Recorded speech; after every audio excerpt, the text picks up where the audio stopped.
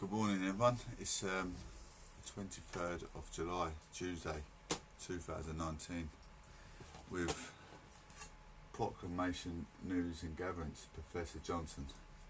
Inside today's Professor Johnson's front bench edit, we have from Proclamation News and Gatherence, pure, blissful for the Patriots and Conservatives inside today's politics.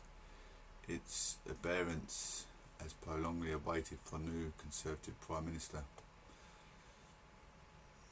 Johnson lines up new cabinet as Hammond and others plan to resign. I'm not surprised in Philip Hammond resigning anyway, because he insisted national minimum wage to uprise, of which yet hasn't any sign of negotiations set in stone. It's prolonged await at 5 p.m. today. The ballot paper will close, bearing a major shock. It's now a question how big a victory Boris Johnson will secure.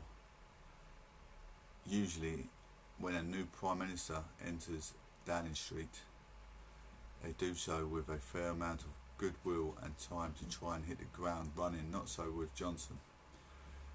It's a rough start to life. A dozen or so ministers will probably have resigned and serve under him. He's then likely to go and see the Queen tomorrow.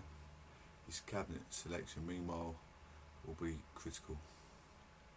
While Johnson hasn't wanted to be seen measuring the curtains, although he's reportedly asked the taxpayers to buy him new furniture because his son, soon to be ex-wife, has all of his.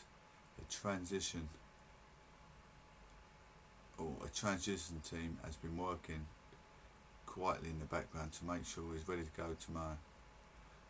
We know little of his plans, but the balance of the cabinet will be crucial. Hardline Brexiteers are worried that they will once again be outnumbered.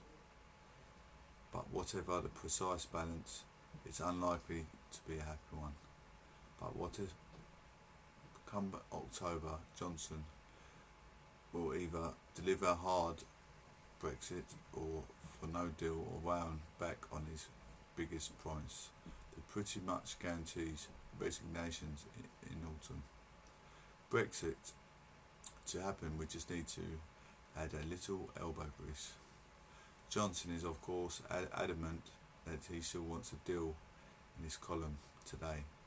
He cites the moon landing and declares that the only missing for a solution to the Irish border on the 31st of October is will and drive. No doubt we will spend 500 billion. Its estimated cost of the Apollo solve the Irish border problem. Apollo program adjusted to GDP growth over 7 years. We need and solve the Irish border problem. Peter Foster, our Europe editor, reports the back channel talks have started with several EU countries to avert no deal, while Johnson is considered the destination of his first visit to Prime Minister and whether to invite Jean-Claude Juncker to Chequers. However, the little Irish confidence on the continent and a no-deal Brexit can be avoided. And for Dublin, it's not for turning. It's Johnson sticks to the red lines he set out during his campaign. It's hard to see how many compromise can be reached.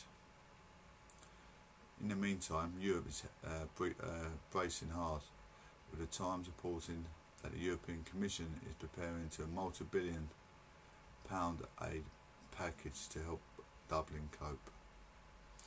At the weekend, the Irish government made it clear that it would be prioritise the integrity of single markets over the all-island economy by putting up the border, a move many Brexiteers have doubted it would make in the background with the manoeuvring of Tory rebels, who will have been boosted to the rival Philip Hammond and co. The question for them is, what can you actually do? We are out of options. We are all out of options. Short of passing legislation to revoke Article 50, it's hard to see how the rebels can block Johnson from taking Britain out of the EU without a deal. A vote confidence has been continually touted as the last report. Perhaps a member of the Tories direct the Liberal Democrats, but it's far from clear if it would work. If the vote happens any later than September the 23rd, there isn't enough time to get through to the 14-day cooling-off period required by the Fixed Terms Parliament Act, hold an election and a PM in place before October the 31st. That might be why there is a talk of creating unity government with a temporary PM during the cooling off period, but of the obligation of FTPA for the Prime Minister to resign during the fortnight, despite having lost a confidence vote. Now what you'd call a solution. What would you call a solution? It would also be in Johnson's hand whether to ask EU for an extension to hold a general election. If he refuses to do so, rebels will have to turn no more outlandish plans which would struggle to carry a majority through the Commons. Even if there is an election, it might not solve everything. As Sir John Curtis writes for the BBC, it is highly unlikely whether Conservatives or Labour will be able to win overall majority or even come close to one. If you've enjoyed what you've read and listened to, get all your agenda set in political coverage from the heart of Westminster. It's only £2. Boris Johnson, as scriptured, urban language says, pick your coat, Mr. Hammond, pick a window, you're leaving. There's a cartoon with Mr. Hammond being thrown out the window by Boris Johnson. Then we got why you don't hear Trump or Fry's talking about the tech revolution on Proclamation News and Proclamation News and Gatherence. It exists. It's very extravagant. This nightmare is the arrival of Boris Johnson. Autumn brings the Brexit watershed soon after the 2020 US elections take shape, compounding a scene of the politics everywhere in the state that complete unpredictability. All that is clear, perhaps, is that the forces gathered around Brexit, Donald Trump and the various brands of European populism, still things are going their way. For some people, everything comes down to the failures of neighbourlism and inbuilt globalisation, and the long aftershocks of the crash of 2018. Others, with very good reason, focus on racism, anti-Semitism and bigotry. The spectacle of white men who are apparently convinced that their time at the top is about to come to close, to therefore lashing out. There's been people who seem to think that any sober cause and effect of explanations of global crisis are impossible amid the mess. They tend to take refuge in rather specious ideas about collective endangerment and national nervous breakdowns. The ongoing transformation of production of consumption by computing power is everywhere. What is it not to mention? Nearly enough is actually plain to see. We live in a time of deep economic disruption.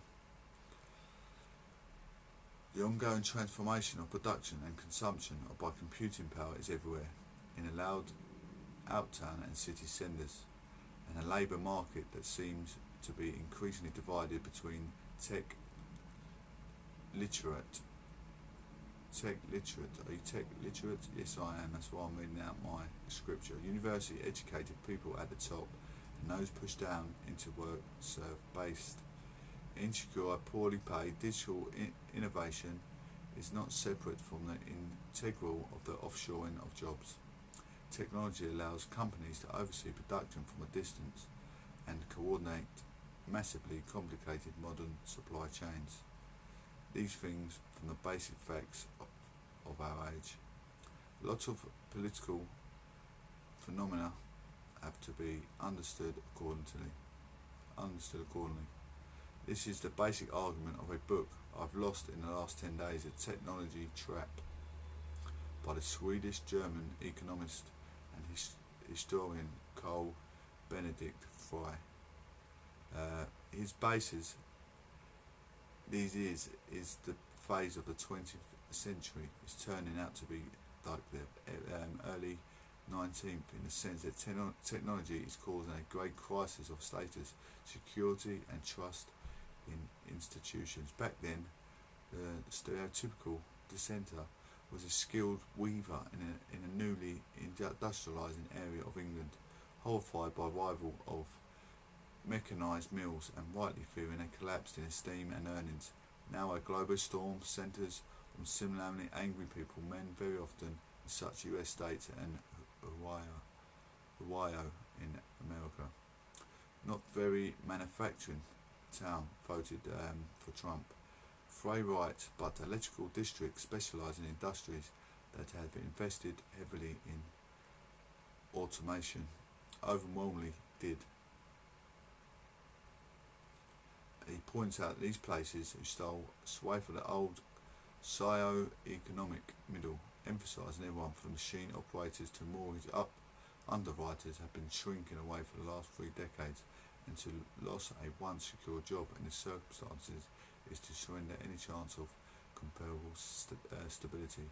Nonetheless, many people affected by such experiences have a enduring personal investment in an idea. Frey terms the disciplined self an idea invented as a means of taking pride in monotonous toil on a factory assembly line, bolstering the self-worth of male breadwinners in the US and everywhere.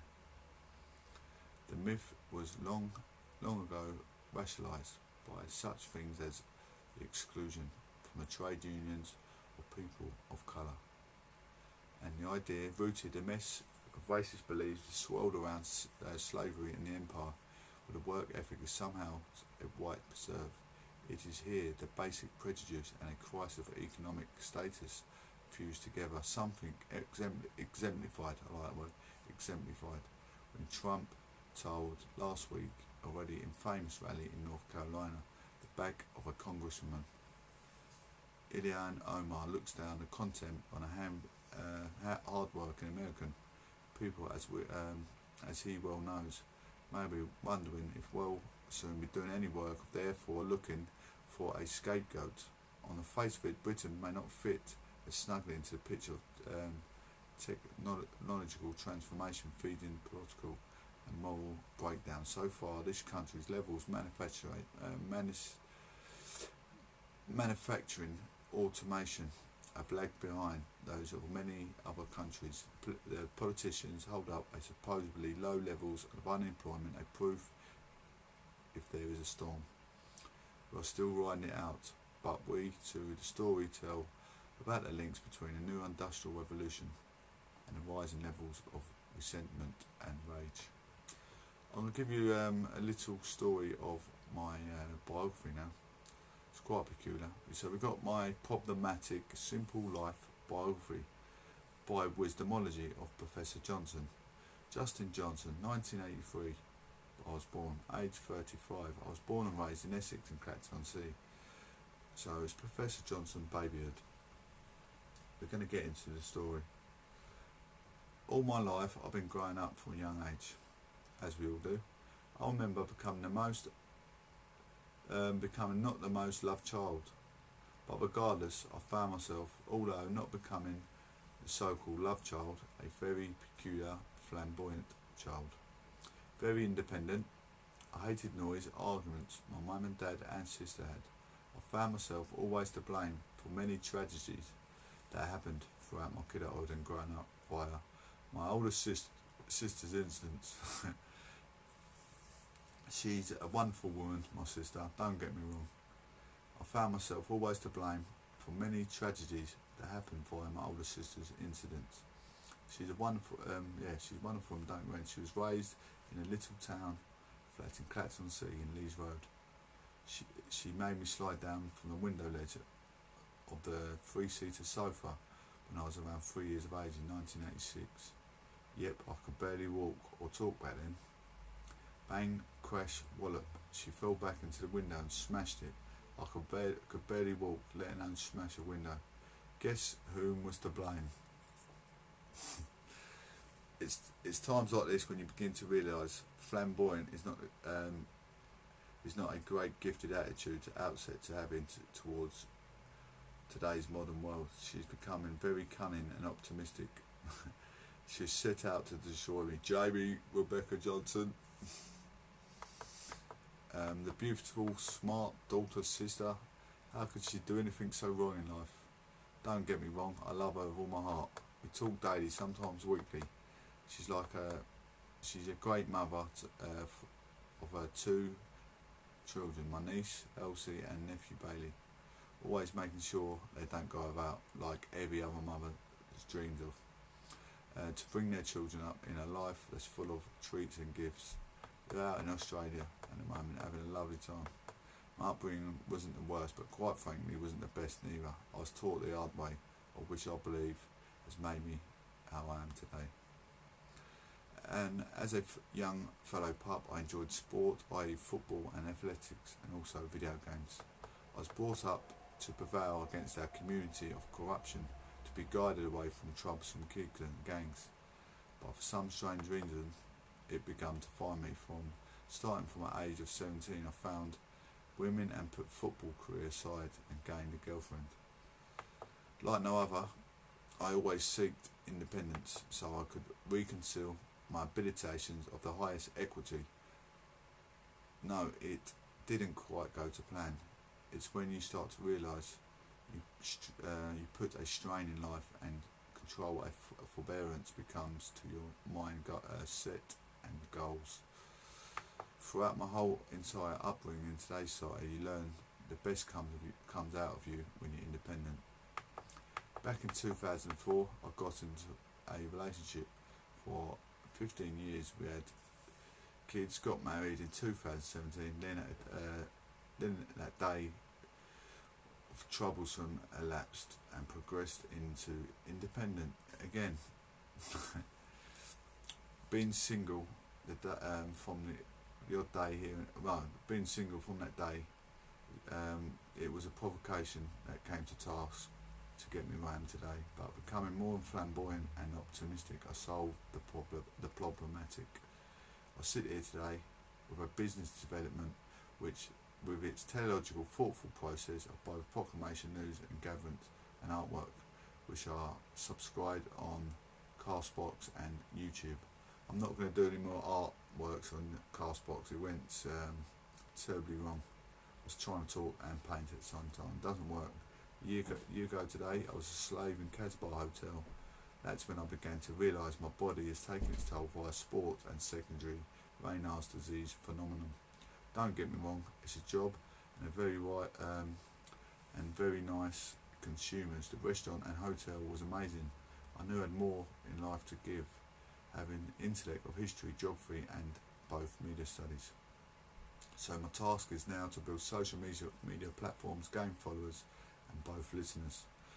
No more problematics, high gains, high controls, making sure people take on board alcohol and narcotics are the destroyer of humanity, causing domestic abuse, more tragic deaths via violence, stabbing, beatings, car control and sleep deprivation. Do not enter a vehicle under the influence of alcohol and narcotics. Guys, I really hope time and time again you enjoy the show. It's Professor Johnson. I'd like to thank Castbox and most definitely YouTube also. It's been a pleasure and I'd like to build my circumference around a great audience via social media, Facebook, LinkedIn and also Twitter, and our subscribers on Castbox and YouTube. So share this and let's build this establishment of Proclamation news and Gatherence. It's a force we recognise and we're going against LBC taking over, because I can emphasise and I can sing. Thank you very much for watching in time and time again. It's been a pleasure. Thank you. God bless. Have a wonderful day.